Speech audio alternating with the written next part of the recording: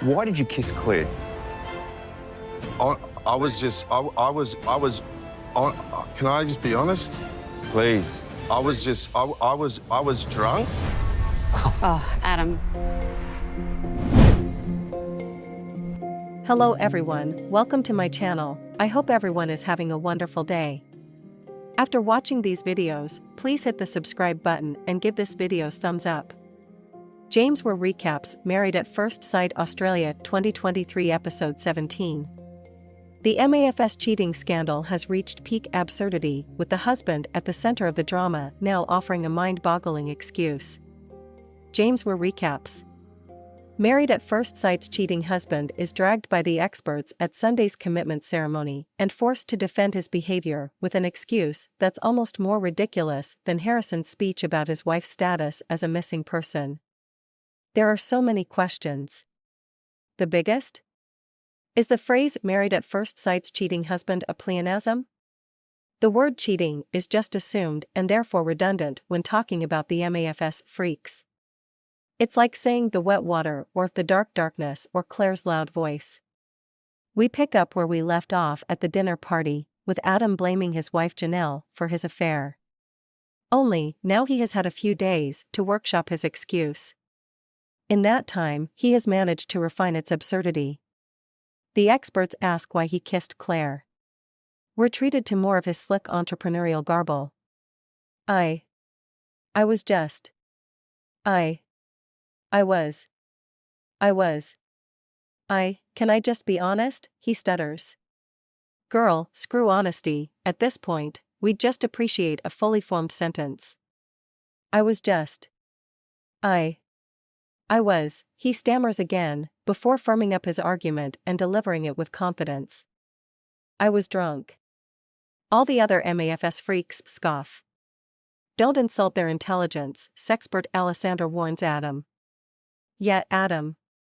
Only we're allowed to insult their intelligence.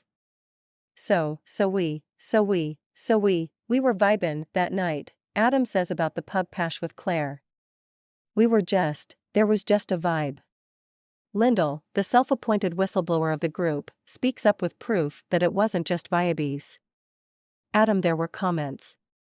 I heard you make comments, she says of the lead up to the kiss. And then you hit on someone else when you were leaving the bar. For anyone else, an accusation like this might throw them off their axis. They'd put down their sword and just admit guilt. But not Adam. He's a master of language with a lightning-fast mind. He knows exactly how to maneuver around these claims. I'ma tell you that right now, he hits back, tripping over his own words. I'm a flirty guy, right? His defense then descends into him yelling his new catchphrase, well, that's not it at all.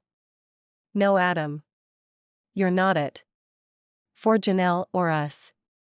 They both leave. Janelle has to get back to the high-stakes world of beauty vlogging. Mel Schilling has no idea what's being said.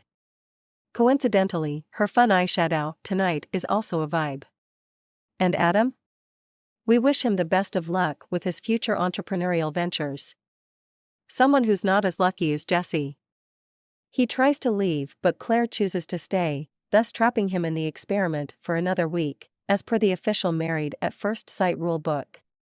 He looks totally delighted. All of this Adam nonsense has upset Alyssa.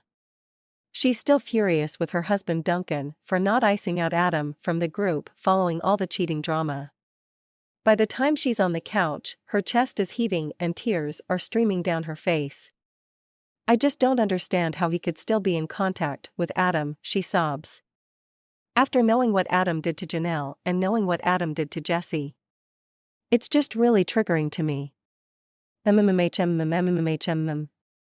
Or, is it triggering your own guilt from when you had an affair with a married man behind his wife's back, as per your recent revelation in Honesty Week? We're just spitballin'. It's only now, 1 hour into the ceremony, that we all realize Bronte isn't here. As producers excitedly start crafting a missing person storyline, Harrison plunks himself down on the couch to represent both himself and his lost wife. Unfortunately, Bronte couldn't be here, he sighs.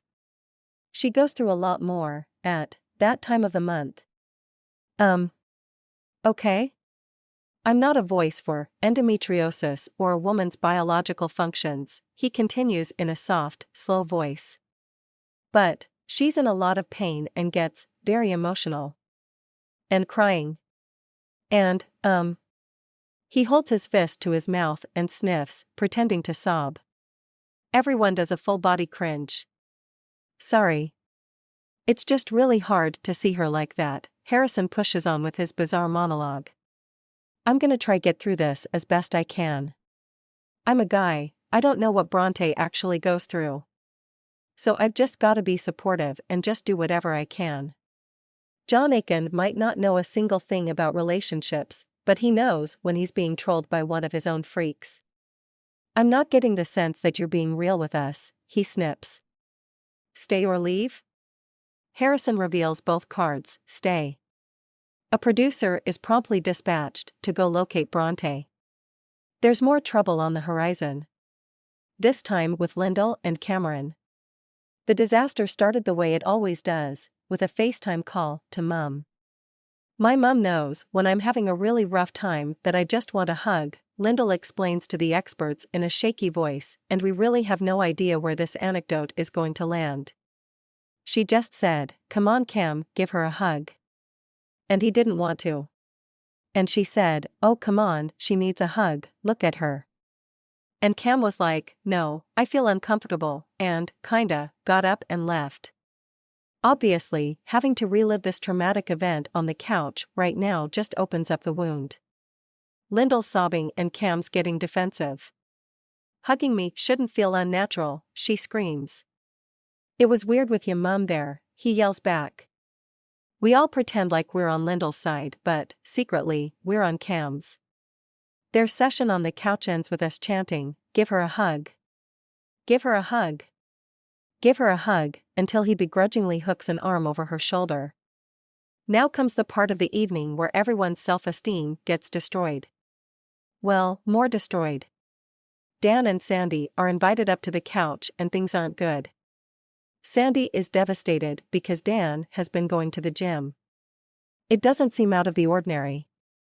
He's just getting some light daily exercise. For 6 hours? Sandy says of Dan's really thorough gym trips. Huh. That's weird. Well, maybe there's a simple explanation. Are you sexually attracted to her, Dan? Aiken blurts out. Okay, did we really need to jump straight to that question? It's fine. Dan's a nice guy. He'll answer sensitively. Right now, no, he shrugs. We cut to Claire for one of her trademark reactionary facial expressions. After opening that can of worms and providing zero help or resolution, the experts ask for the decisions. Both stay. They shuffle off the couch to begin a very awkward week together. Next up, our new couple Taylor and Hugo. How's the first week been? She still hates him and he's still a pushover. I really struggled with the compliments I was constantly getting from Hugo, she scrunches her face up. Mel Schilling cocks her head and squints. What was bothering you about compliments? It does not compute for me. Then Schilling steals a question from Aiken's notepad. Are you attracted to him? Taylor makes a face, then looks away and does her signature hair flip. We have our answer. I mean, my type was definitely football guys and typical trot-eyes, she says, expecting everyone to sympathize with her. And it is a little different to Hugo. Well, Taylor, join the club. The horny mum wanted Thor and look who she wound up with. You signed up for Married at First Sight, where it's leftovers for dinner every night of the week. If you don't like what you're given, you can go to bed hungry. Thanks for watching this videos. Please hit the subscribe button for more update news.